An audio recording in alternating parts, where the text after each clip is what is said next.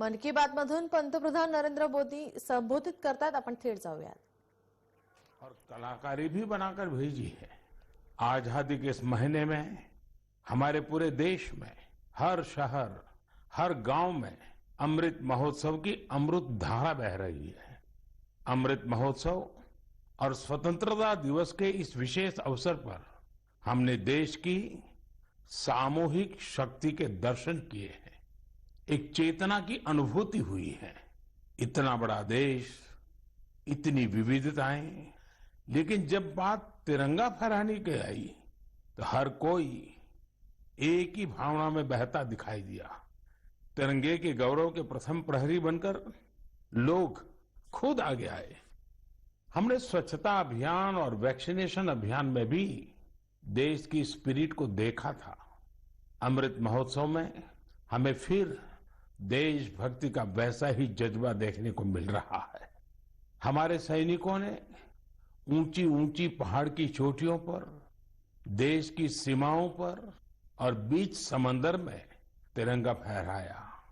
लोगों ने तिरंगा अभियान के लिए अलग अलग इनोवेटिव आइडियाज भी निकाले। जैसे युवा साथी कृष्णिल अनिल जी ने। अनिल जी एक पजल आर्टिस्ट हैं और उन्होंने रिकॉर्ड समय में खूबसूरत तिरंगा मोज़ेक आर्ट तैयार की है। कर्नाटका के कोलार में लोगों ने 630 फीट लंबा और 205 फीट चौड़ा तिरंगा पकड़कर अनूठा दृश्य प्रस्तुत किया। असम में सरकारी कर्मियों ने दिधाली पुखरी वार मेमोरियल में तिरंगा फहराने के लिए अपने हाथों से 20 फीट का तिरंगा बनाया। इसी तरह इंदौर में लोगों ने ह्यूमन चेन के जरिए भारत का नक्शा बनाया। चंडीगढ़ में युवाओं ने विशाल ह्यूमन तिरंगा बनाया। ये दोनों ही प्रयास ग्रीनिच रिकॉर्ड में भी दर्ज किए गए हैं। इस सब के बीच हिमाचल प्रदेश की गंगोट पंचायत से एक बड़ा प्रेरणादायी उदाहरण भी देखने को मिला। यहाँ पंचायत में स्वतंत्रता दिवस के कार्यक्रम में प्रवासी मजदूरों के बच्चों को मुख्य अतिथि के रूप में शामिल किया गया। साथियों, अमृत महोत्सव के ये रंग केवल भारत में ही नहीं बल्कि दुनिया के दूसरे देशों में भी देखने को मिले। बोत्सवाना में वहां के रहने वाले स्थानीय सिंगर्स ने भारत की आजादी के 75 साल मनाने के लिए देशभक्ति के 75 गीत गाए। इसमें और भी खास बात यह है कि 75 गीत हिंदी, पंजाबी, गुजराती, बांग्ला, असमिया, तमिल, तेलुगु, कन्नड़ा और संस्कृत जैसी भाषाओं में गाए गए। इसी तरह नामीबिया ने भारत नामीबिया के सांस्कृतिक पारंपरिक संबंधों पर विशेष स्टैम्प जारी किया है। साथियों, मैं और एक खुशी की बात बताना चाहता हूं। अभी कुछ दिन पहले मुझे भारत सरकार के सूचना और प्रसारण मंत्रालय के कार्यक्रम में जाने का अवसर मिला। वहां उन्होंने स्वराज दूरदर्शन की सीरियल का स्क्रीनिंग रखा था। मुझे उसके प्रीमियर में जाने का मौका मिला। ये आजादी के आंदोलन में हिस्सा लेने वाले अनसुने नायक नायिकाओं के प्रयासों से देश की युवा पीढ़ी को परिचित कराने की एक बेहतरीन पहल है। दूरदर्शन पर हर रविवार रात 9 बजे इसका प्रसारण होता है और मुझे बताया गया कि 75 सप्ताह तक चलने वाला है। मेरा आग्रह है कि आप समय निकालकर इसे खुद भी देखें और अपने घर के बच्चों को भी जरूर दिखाएं। और स्कूल कॉलेज के लोग तो इसको रिकॉर्डिंग करके जब सोमवार को स्कूल कॉलेज खुलते हैं तो विशेष कार्यक्रम की रचना भी कर सकते हैं, ताकि आजादी के जंग के इन महानायकों के प्रति हमारे देश में एक नई जागरूकता पैदा होगी। आजादी का अमृत महोत्सव अगले साल यानी अगस्त 2023 तक चलेगा। देश के लिए, स्वतंत्रता सेनानियों के लिए जो लेखन, आयोजन आदि हम कर रहे थे, हमें उन्हें और आगे बढ़ाना है। मेरे प्यारे देशवासियों, हमारे पूर्वजों का ज्ञान, हमारे पूर्वजों की दीर्घ दृष्टि और हमारे पूर्वजों का एकात्म चिंतन आज भी कितना महत्वपूर्ण है। जब उसकी गहराई में जाते हैं तो हम आश्चर्य से भर जाते हैं। हजारों साल पुराना हमारा ऋग्वेद में कहा गया है, ओमान मापो मानुषी अमृतम धात तोकाय तनयाय संयो यूयम हिष्ठा भीषजो मातृ तमा विश्वस्य स्थातु जगतो जनित्री ही। अर्थात हे जल, आप मानवता के परम मित्र हैं, आप जीवनदायिनी हैं, आपसे ही अन्न उत्पन्न होता है और आपसे ही हमारी संतानों का हित होता है। आप हमें सुरक्षा प्रदान करने वाले हैं और सभी बुराइयों से दूर रखते हैं। आप सबसे उत्तम औषधि हैं और आप ही इस ब्रह्मांड के पालनहार हैं। सोचिए, हमारी संस्कृति में हजारों वर्ष पहले जल और जल संरक्षण का महत्व समझाया गया है। जब ये ज्ञान हम आज के संदर्भ में देखते हैं तो रोमांचित हो उठते हैं, लेकिन जब इसी ज्ञान को देश अपने सामर्थ्य के रूप में स्वीकारता है तो उनकी ताकत अनेक गुना बढ़ जाती है। आपको याद होगा, मन की बात में ही 4 महीने पहले मैंने अमृत सरोवर की बात की थी। उसके बाद अलग अलग जिलों में स्थानीय प्रशासन जुटा, स्वयंसेवी संस्थाएं जुटी और स्थानीय लोग जुटे। देखते ही देखते अमृत सरोवर का निर्माण एक जन आंदोलन बन गया है। जब देश के लिए कुछ करने की भावना हो, अपने कर्तव्यों का एहसास हो, आने वाली पीढ़ियों की चिंता हो, तो सामर्थ्य भी जुड़ता है और संकल्प नेक बन जाता है। मुझे तेलंगाना के वारंगल के एक शानदार प्रयास की जानकारी मिली है। यहाँ एक नई ग्राम पंचायत का गठन हुआ है जिसका नाम है मंगत्या वाल्या थांडा। यह गांव फॉरेस्ट एरिया के करीब है। यहाँ के गांव के पास ही एक ऐसा स्थान था जहाँ मानसून के दौरान काफी पानी इकट्ठा हो जाता था।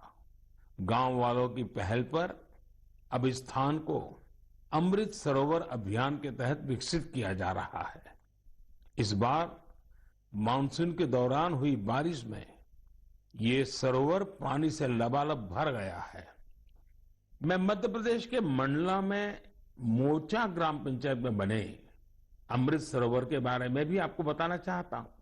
ये अमृत सरोवर कान्हा राष्ट्रीय उद्यान के पास बना है और इससे इस इलाके की सुंदरता को और बढ़ा दिया है। उत्तर प्रदेश के ललितपुर में नवनिर्मित शहीद भगत सिंह अमृत सरोवर भी लोगों को काफी आकर्षित कर रहा है। यहाँ की निवारी ग्राम पंचायत में बना यह सरोवर 4 एकड़ में फैला हुआ है। सरोवर के किनारे हुआ वृक्षारोपण इसकी शोभा को बढ़ा रहा है। सरोवर के पास लगे 35 फीट ऊंचे तिरंगे को देखने के लिए भी दूर दूर से लोग आ रहे हैं। अमृत सरोवर का यह अभियान कर्नाटका में भी जोरों पर चल रहा है। यहाँ के बागलकोट जिले के बिलकेरूर गांव में लोगों ने बहुत सुंदर अमृत सरोवर बनाया है। दरअसल इस क्षेत्र में पहाड़ से निकले पानी की वजह से लोगों को बहुत मुश्किल होती थी। किसानों और उनके फसलों को भी नुकसान पहुंचता था। अमृत सरोवर बनाने के लिए गांव के लोग सारा पानी चैनलाइज करके एक तरफ ले आए। इससे इलाके में बाढ़ की समस्या भी दूर हो गई। अमृत सरोवर अभियान हमारी आज की अनेक समस्याओं का समाधान तो करता ही है, हमारी आने वाली पीढ़ियों के लिए भी उतना ही आवश्यक है। इस अभियान के तहत कई जगहों पर पुराने जलाशयों का भी कायाकल्प किया जा रहा है। अमृत सरोवर का उपयोग पशुओं की प्यास बुझाने के साथ ही खेती किसानी के लिए भी हो रहा है। इन तालाबों की वजह से आसपास के क्षेत्रों का ग्राउंड वाटर टेबल बढ़ा है, वहीं इनके चारों ओर हरियाली भी बढ़ रही है। इतना ही नहीं, कई जगह लोग अमृत सरोवर में मछली पालन की तैयारियों में भी जुटे हैं। मेरा आप सभी से और खासकर मेरे युवा साथियों से आग्रह है कि आप अमृत सरोवर अभियान में बढ़ चढ़ करके हिस्सा लें और जल संचय और जल संरक्षण के इन प्रयासों को पूरी से पूरी ताकत दें, उसको आगे बढ़ाएं। मेरे प्यारे देशवासियों, असम के बोंगाई गांव में एक दिलचस्प परियोजना चलाई जा रही है, प्रोजेक्ट संपूर्णा। इस प्रोजेक्ट का मकसद है कुपोषण के खिलाफ लड़ाई, और इस लड़ाई का तरीका भी बहुत यूनिक है। इसके तहत किसी आंगनवाड़ी केंद्र के एक स्वस्थ बच्चे की मां एक कुपोषित बच्चे की मां से हर सप्ताह मिलती है और पोषण से संबंधित सारी जानकारियों पर चर्चा करती है। यानी एक मां दूसरी मां की मित्र बन उसकी मदद करती है, उसे सीख देती है। इस प्रोजेक्ट की मदद से इस क्षेत्र में एक साल में 90% से ज्यादा बच्चों में कुपोषण दूर हुआ है। आप कल्पना कर सकते हैं, क्या कुपोषण दूर करने में गीत, संगीत और भजन का भी इस्तेमाल हो सकता है? मध्य प्रदेश के दतिया जिले में मेरा बच्चा अभियान, इस मेरा बच्चा अभियान में इसका सफलतापूर्वक प्रयोग किया गया। इसके तहत जिले में भजन कीर्तन आयोजित हुए, जिसमें पोषण गुरु कहलाने वाले शिक्षकों को बुलाया गया। एक मटका कार्यक्रम भी हुआ। इसमें महिलाएं आंगनवाड़ी केंद्र के लिए मुट्ठी भर अनाज लेकर आती हैं और इसी अनाज से शनिवार को बाल भोज का आयोजन होता है। इससे आंगनवाड़ी केंद्रों में बच्चों की उपस्थिति बढ़ने के साथ ही कुपोषण भी कम हुआ है। कुपोषण के प्रति जागरूकता बढ़ाने के लिए एक यूनिक अभियान झारखंड में भी चल रहा है। झारखंड के गिरिडीह में सांप सीढ़ी का एक गेम तैयार किया गया है। खेल खेल में बच्चे अच्छी और खराब आदतों के बारे में सीखते हैं। साथियों, कुपोषण से जुड़े इतने सारे अभिनव प्रयोगों के बारे में मैं आपको इसलिए बता रहा हूं क्योंकि हम सबको भी आने वाले महीने में इस अभियान से जुड़ना है। सितंबर का महीना त्योहारों के साथ साथ पोषण से जुड़े बड़े अभियान को भी समर्पित है। हम हर साल 1 से 30 सितंबर के बीच पोषण माह मनाते हैं। कुपोषण के खिलाफ पूरे देश में अनेक क्रिएटिव और डाइवर्स एफर्ट्स किए जा रहे हैं। टेक्नोलॉजी का बेहतर इस्तेमाल और जन भागीदारी भी पोषण अभियान का महत्वपूर्ण हिस्सा बना है। देश में लाखों आंगनवाड़ी कार्यकर्ताओं को मोबाइल डिवाइस देने से लेकर आंगनवाड़ी सेवाओं की पहुंच को मॉनिटर करने के लिए पोषण ट्रैकर भी लॉन्च किया गया है।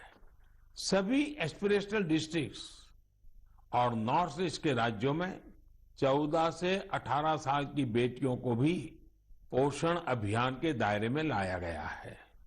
कुपोषण की समस्या का निराकरण इन कदमों तक ही सीमित नहीं है। इस लड़ाई में दूसरी कई और पहल की भी अहम भूमिका है। उदाहरण के तौर पर जल जीवन मिशन को ही ले तो भारत को कुपोषण मुक्त कराने में इस मिशन का भी बहुत बड़ा असर होने वाला है। कुपोषण की चुनौतियों से निपटने में सामाजिक जागरूकता से जुड़े प्रयास महत्वपूर्ण भूमिका निभाते हैं। मैं आप सभी से आग्रह करूंगा कि आप आने वाले पोषण माह में कुपोषण या मालन्यूट्रिशन को दूर करने के प्रयासों में हिस्सा जरूर लें। मेरे प्यारे देशवासियों, चेन्नई से श्रीदेवी वरदराजन जी ने मुझे एक रिमाइंडर भेजा है। उन्होंने माय गॉव पर अपनी बात कुछ इस प्रकार से लिखी है। नए साल के आने में अब 5 महीने से भी कम समय बचा है और हम सब जानते हैं कि आने वाला नया साल इंटरनेशनल ईयर ऑफ मिलेट्स के तौर पर मनाया जाएगा। उन्होंने मुझे देश का एक मिलेट मैप भी भेजा है। साथ ही पूछा है कि क्या आप मन की बात में आने वाले एपिसोड में इस पर चर्चा कर सकते हैं। मुझे अपने देशवासियों में इस तरह के जज्बे को देखकर बहुत ही आनंद की अनुभूति होती है। आपको याद होगा कि यूनाइटेड नेशंस ने एक प्रस्ताव पारित कर वर्ष 2023 को इंटरनेशनल ईयर ऑफ मिलेट्स घोषित किया है। आपको ये जानकर भी बहुत खुशी होगी कि भारत के इस प्रस्ताव को 70 से ज्यादा देशों का समर्थन मिला था। आज दुनिया भर में इसी मोटे अनाज का, मिलेट्स का क्रेज बढ़ता जा रहा है। साथियों, जब मैं मोटे अनाज की बात करता हूं तो मेरे एक प्रयास को भी मैं आज आपको शेयर करना चाहता हूं।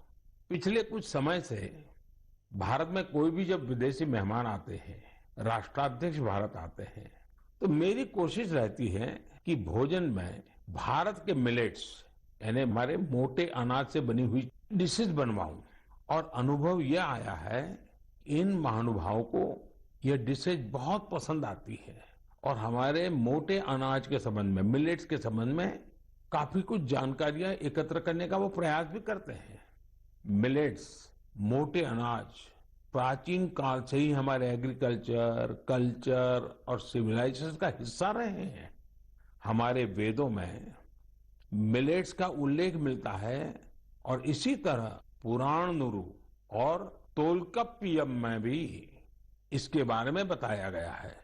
आप देश के किसी भी हिस्से में जाएं, आपको वहां लोगों के खान पान में अलग अलग तरह के मिलेट्स जरूर देखने को मिलेंगे। हमारी संस्कृति की तरह मिलेट्स में भी बहुत विविधताएं पाई जाती हैं। ज्वार, बाजरा, रागी, सावा, कंगनी, चीना, कोदो, कुटकी, कुट्टू, ये सब मिलेट्स ही तो है। भारत विश्व में मिलेट्स का सबसे बड़ा उत्पादक देश है। इसलिए इस पहल को सफल बनाने की बड़ी जिम्मेदारी भी हम भारतवासियों के कंधे पर ही है। हम सबको मिलकर इसे जन आंदोलन बनाना है और देश के लोगों में मिलेट्स के प्रति जागरूकता भी बढ़ानी है। और साथियों, आप तो भली बात ही जानते हैं, मिलेट्स किसानों के लिए भी फायदेमंद है और वो भी खास करके छोटे किसानों को। दरअसल बहुत ही कम समय में फसल तैयार हो जाती है और इसमें ज्यादा पानी की आवश्यकता भी नहीं होती है। हमारे छोटे किसानों के लिए तो मिलेट्स विशेष रूप से लाभकारी है। मिलेट्स के भूसे को बेहतरीन चारा भी माना जाता है। आजकल युवा पीढ़ी हेल्दी लिविंग और ईटिंग को लेकर बहुत फोकस है। इस हिसाब से भी देखें तो मिलेट्स में भरपूर प्रोटीन, फाइबर और मिनरल्स मौजूद होते हैं। कोई लोग तो इसे सुपर फूड भी बोलते हैं। मिलेट से एक नहीं अनेक लाभ है। ओबेसिटी को कम करने के साथ ही डायबिटीज, हाइपरटेंशन और हार्ट रिलेटेड डिसीज के खतरे को भी कम करते हैं। इसके साथ ही ये पेट और लीवर की बीमारियों से बचाव में भी मददगार है। थोड़ी देर पहले ही हमने कुपोषण के बारे में बात की है। कुपोषण से लड़ने में भी मिलेट्स काफी लाभदायक है, क्योंकि ये प्रोटीन के साथ साथ एनर्जी से भी भरे होते हैं। देश में आज मिलेट्स को बढ़ावा देने के लिए काफी कुछ किया जा रहा है। इससे जुड़ी रिसर्च और इनोवेशन पर फोकस करने के साथ ही एफपीओस को प्रोत्साहित किया जा रहा है ताकि उत्पादन बढ़ाया जा सके। मेरा अपने किसान भाई बहनों से यही आग्रह है कि मिलेट्स यानी मोटे अनाज को अधिक से अधिक अपनाएं और इसका फायदा उठाएं। मुझे देखकर काफी अच्छा लगता है कि आज कई ऐसे स्टार्टअप्स उभर रहे हैं जो मिलेट्स पर काम कर रहे हैं। इनमें से कुछ मिलेट कुकीज बना रहे हैं तो कुछ मिलेट पैनकेक्स और डोसा भी बना रहे हैं। वहीं कुछ ऐसे हैं जो मिलेट एनर्जी बार्स और मिलेट ब्रेकफास्ट तैयार कर रहे हैं। मैं इस क्षेत्र में काम करने वाले सभी लोगों को बहुत बहुत शुभकामनाएं देता हूं। त्योहारों के इस मौसम में हम लोग अधिकतर पकवानों में भी मिलेट्स का उपयोग करते हैं। आप अपने घरों में बने ऐसे पकवानों की तस्वीरें सोशल मीडिया पर जरूर शेयर करें ताकि लोगों के बीच मिलेट्स को लेकर जागरूकता बढ़ाने में मदद मिले। मेरे प्यारे देशवासियों, अभी कुछ दिन पहले मैंने अरुणाचल प्रदेश के सियांग जिले में जोरसिंग गांव की एक खबर देखी। ये खबर एक ऐसे बदलाव के बारे में थी जिसका इंतजार इस गांव के लोगों को कई वर्षों से था। दरअसल जोरसिंग गांव में इसी महीने स्वतंत्रता दिवस के दिन से 4G इंटरनेट की सेवाएं शुरू हो गई हैं। जैसे पहले कभी गांव में बिजली पहुंचने पर लोग खुश होते थे, अब नए भारत में वैसी ही खुशी 4G पहुंचने पर होती है। अरुणाचल और नॉर्थ ईस्ट के दूर सुदूर इलाकों में 4G के तौर पर एक नया सूर्योदय हुआ है। इंटरनेट कनेक्टिविटी एक नया सवेरा लेकर आई है। जो सुविधाएं कभी सिर्फ बड़े शहरों में होती थी, वो डिजिटल इंडिया ने गांव-गांव में पहुंचा दी है। इस वजह से देश में नए डिजिटल एंटरप्रेन्योर पैदा हो रहे हैं। राजस्थान के अजमेर जिले के सेठा सिंह रावत जी दर्जी ऑनलाइन ई स्टोर चलाते हैं। आप सोचेंगे ये क्या काम हुआ? दर्जी ऑनलाइन, दरअसल सेठा सिंह रावत कोविड के पहले टेलरिंग का काम करते थे। कोविड आया तो रावत जी ने इस चुनौती को मुश्किल नहीं बल्कि अवसर के रूप में लिया। उन्होंने कॉमन सर्विस सेंटर यानी CSC ई स्टोर ज्वाइन किया और ऑनलाइन कामकाज शुरू किया। उन्होंने देखा कि ग्राहक बड़ी संख्या में मास्क का ऑर्डर दे रहे हैं। उन्होंने कुछ महिलाओं को काम पर रखा और मास्क बनवाने लगे। इसके बाद उन्होंने दर्जी ऑनलाइन नाम से अपना ऑनलाइन स्टोर शुरू कर दिया, जिसमें और भी कई तरह से कपड़े वो बनाकर बेचने लगे। आज डिजिटल इंडिया की ताकत से सेठा सिंह जी का काम इतना बढ़ चुका है कि अब उन्हें पूरे देश से ऑर्डर मिलते हैं।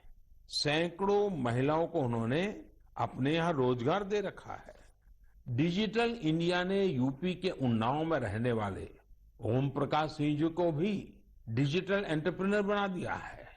उन्होंने अपने गांव में 1000 से ज्यादा ब्रॉडबैंड कनेक्शन स्थापित किए हैं।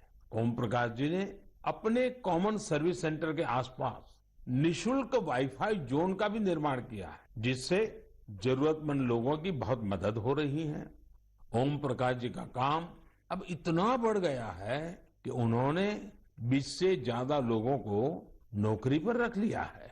ये लोग गांवों के स्कूल, अस्पताल, तहसील ऑफिस और आंगनवाड़ी केंद्रों तक ब्रॉडबैंड कनेक्शन पहुंचा रहे हैं और इससे रोजगार भी प्राप्त कर रहे हैं। कॉमन सर्विस सेंटर की तरह ही गवर्नमेंट ई मार्केट प्लेस यानी जेम पोर्टल पर भी ऐसी कितनी सक्सेस स्टोरी देखने को मिल रही है। साथियों, मुझे गांवों से ऐसे कितने ही संदेश मिलते हैं जो इंटरनेट की वजह से आए बदलावों को मुझसे साझा करते हैं। इंटरनेट ने हमारे युवा साथियों की पढ़ाई और सीखने के तरीकों को ही बदल दिया है। जैसे कि यूपी की गुड़िया सी जब उन्नाव के अमोइया गांव में अपनी ससुराल आई तो उन्हें अपनी पढ़ाई की चिंता हुई, लेकिन भारत नेट ने उनकी इस चिंता का समाधान कर दिया। गुड़िया ने इंटरनेट के जरिए अपनी पढ़ाई को आगे बढ़ाया और अपना ग्रेजुएशन भी पूरा किया। गांव-गांव में ऐसे कितने ही जीवन डिजिटल इंडिया अभियान से नई शक्ति पा रहे हैं।